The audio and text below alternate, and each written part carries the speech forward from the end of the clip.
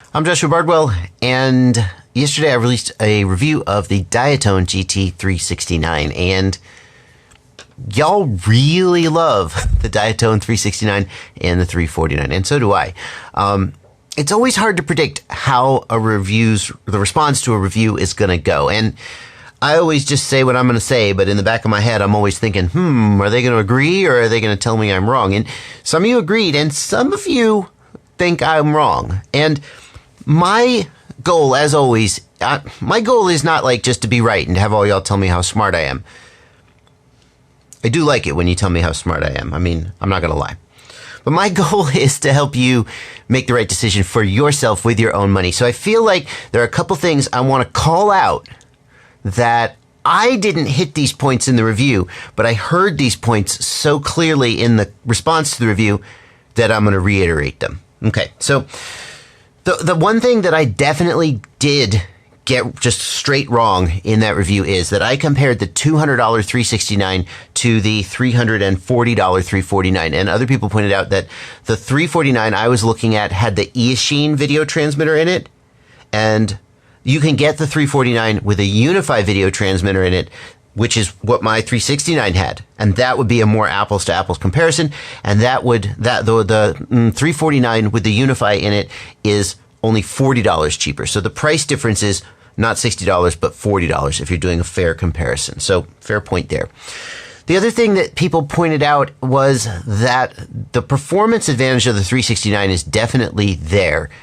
Andy RC, I think people are telling me it was Andy RC who did some top speed runs where the 369 held top speed for like 5 or 6 full top speed runs.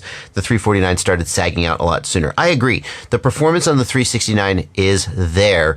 I just think that unless you're the kind of guy who's just constantly at full throttle, right? Unless you're really racing it hard, then maybe you're not going to actually notice that difference. Some people notice that in my flying, which is a more sort of freestyle flying, I mean, that's what I do, that I was seldom above like 60% throttles. If you are the kind of person who is often at full throttle or racing really hard, the 6S may be a more compelling case for you. The other thing people pointed out about the 349 versus the 369 is there are all these other differences of the 369 that I didn't focus on. The 369 has an F7 processor, whereas the 349 has an F4. The 369 has BL Heli 32 ESCs, whereas the 349 has BL Heli S. And the 369 comes with a TBS antenna, an upgraded antenna. The 349 only has like a dipole whip. I didn't focus on those things because I think at the end of the day, a ready-to-fly quad like this is more likely just to be flown as it is. So the F7 processor has a bunch of spare UARTs. Out of the way, soldering iron. Has a bunch of spare UARTs. But how many people who are buying a 3-inch ready-to-fly are going to be like adding a GPS to it? Well, some, but I think that maybe not as many. And as far as the ESC goes, BL Heli 32 versus BL Heli S, at the end of the day, if you're building your own quad, you may need all of the sort of performance advantages. But for a ready-to-fly kit like this, we know the 349 flies amazing.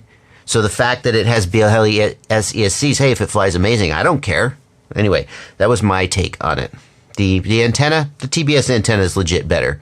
So anyway, I guess the takeaway is, yes, the 369 is better. Is it enough better that you're willing to pay a little bit of a premium, $40 premium, not a $60 premium? Are you willing to pay enough of a premium to get there? And are you willing to buy the 6S batteries? And that's the other thing. The battery that I used was a 650 milliamp hour 6S, which some people legitimately, correctly pointed out is bigger than the 4S battery that you would use in terms of weight and watt hours. And I used that battery because that's what Diatone sent me. It's always a little bit of a tough call whether I'm going to fly the quad as the manufacturer sent it or whether I'm going to go, I'm going to do this other thing because I think it's better. You can't win either way. If I try to make it better, then you could say, well, why didn't you just fly it as it was sent? If I fly it as it's sent, you could say, well, why didn't you do this other thing to make it better? So that's the way I went for that. But it is true, the weight on the 369 could come down somewhat if you used a smaller battery, and would you still get just as good performance? I don't know. I didn't go there. Anyway, thank you guys. The response in the comments was so strong that I felt like I wanted to make absolutely sure that both sides of the story got told, not just the direction I personally went in the review. The 369 is a very good quad. It is a better quad than the 349, except that it's more expensive. And oh yeah, durability. In my review, I questioned the durability of the ESC on the 369. I popped mine after a crash and was disappointed in that. And I said, I suspect that the 4S one may be more durable.